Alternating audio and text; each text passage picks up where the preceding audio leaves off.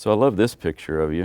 It says "Just Pray." Yeah. It's a fairly recent picture. That is a fairly recent picture. Yeah, while we're all, somewhat quarantined in this COVID reality that we're in, I took that picture because one, that picture that I had found, or that framed artwork that I had found, was just absolutely how I, have tried to live my life when it comes to, relying on my higher power for direction and guidance and comfort. I believe it sincerely. As I mentioned earlier, my dad has always, no matter what the issue, have you prayed about it? Exactly. And I love this picture.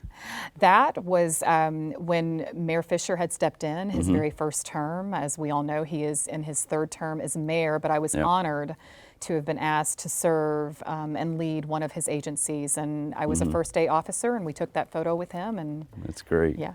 And I was going out, by the way, economic Did not development, know by that. choice to go back to private sector, and you were coming in. Very so it's interesting. I Didn't was know under that. Abramson, yeah. So who's this cutie? Oh, that is one of my sunshines. That is my granddaughter, A. Marie, also fairly recent. And yeah, we were just hamming around. She is a very extroverted, animated person, and yeah, one of my loves of my life. Now we're going to go way back. Ancestral looks like. That, actually, the baby in that photo, that picture is around 1918 or 1917. Wow. The baby in that photo is my paternal grandmother. So yeah, I love old photos, and that picture is so near and dear to me because that was one of my favorite pastimes when I would go visit my grandmother. She'd have these boxes of pictures underneath her coffee table, and she'd say, "Go look at those pictures," and I'd pull them out, and they were all these old black and white photos of family, and so that's great. it's one of my favorites. Here's another. That is actually my paternal grandmother's mother. So that is my paternal great-grandmother and a couple of my dad's first cousins. Yeah, that is Ella Roberson. That is great. I love this photo. That is my father's father, way back when. So yeah. It's like World War II maybe? Yeah, could very well be, yeah. And then I'm assuming grandmother? That is my maternal grandmother, yes, Aline, and that is actually her on my mom's wedding day. Okay. This is, That's mom and dad. Those are my parents. I don't even think I had been thought of yet. In fact, they may have still been dating during that picture. I gotcha. Yeah. Dun, dun, dun. Here she is. And that is April 13th, 1971. Hello, world. That is my birthday. Now we get the evolution. Yeah. I don't know how old I was in that picture. I'm guessing I was somewhere between the age of 1 and 2, but that is, somewhere between. Come the.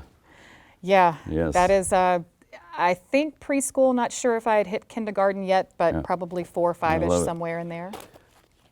I don't know if you were unhappy or not, but it's a cute picture. I think I was unhappy. I was at mini school. I remember that, which is now called kinder care, and I was not happy on picture day. I hear you. Maybe it was the ribbons. And this is your brother's, looks like? That is out in front of my grandmother's home in the California neighborhood here in Louisville, and yeah, that is us on Easter Sunday. I love it.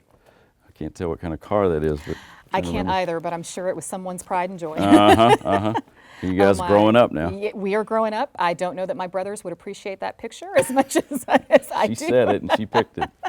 Yeah, that's us. That is us. Here she is. Looks like prom, maybe? That was a prom that I went to. I think I was a junior in high school when that picture was taken. She's growing up, folks. I Here am we growing go. up. And we've got the. That is a family picture. High school years, don't know exactly what year, but I was maybe 16, 17, possibly in that picture. So it's fair to say you guys stayed tight through all the challenges. We did. Great. Yeah, we did stay tight through the challenges. It's not always easy to do. That is someone, Emma Smith. She was my high school guidance counselor. I graduated from Seneca High School, so that was 1989 at prom. But that woman was instrumental in so many of me and my classmates making it to college, and to fill out your college application. If you signed up for the ACT, she was incredible. That's great. This looks like high school graduation. graduation. And that is high school graduation. That is me and my father. Yeah. And you and your mom. And that is me and my mother. Yes. High school graduation. There we go. And now we get to, this might be the prom again, maybe? No, that was That's actually, wedding. that was, yes. I, while am no longer married. Right. I was a very young bride. Yeah, I became married in college when I was in my junior year at Ball State University. There you go. Ta-da. And I was a young college mama. So yes, also junior year at Ball State University. Gotcha. Been up to that campus. Here's the first entry. That is my daughter, Brinley. Mm-hmm. She may have been about 3-4 months old. So yeah, that was one of her earlier baby pictures. And explain to the audience the name, how that came about. So yeah, Brinley is actually a combination of her grandmothers. Mm-hmm. My mom's name is Brenda, and her dad's mother's name is Willie Lee. So we took the Brin from Brenda and the Lee and said Brinley. This one looks like a lot of trouble. He is cute. a lot of trouble. That is my son, KJ, 27 years ago. I like his initials. Yeah. Just saying. Here they are growing up. That is them growing up. That was preschool years, Brinley and KJ. Yep, here they go. Now they're mischievous. They are very mischievous, yes. I love it. I love this like glass thing going on here. Yeah, I don't have responsibility for that, but the Right. photographic studio did, and Yes. that's, again, school age. Here they are. Looks like birthday party. One of them's happy, one's so-so. Yeah, and actually I think it was Brinley's birthday, so not quite sure why she wasn't happy. Maybe Yeah. it's because her brother was kind of stealing her thunder, Probably, perhaps. probably. And now we're going to get on to the corporate years.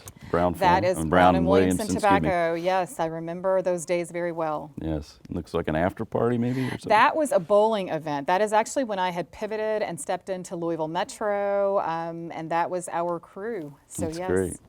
And then there was an article written about Generation Next and Velocity, which I think is no longer with this publication. That is, yeah, that's I think from 2011, I believe, when that Yeah. article was written. But yeah, I had actually was heading what was then Community Services and Revitalization within Louisville Metro, and that article was kind of highlighting that. Yes. And his might be Brown and Williamson. That was Brown and Williamson. And then check this out.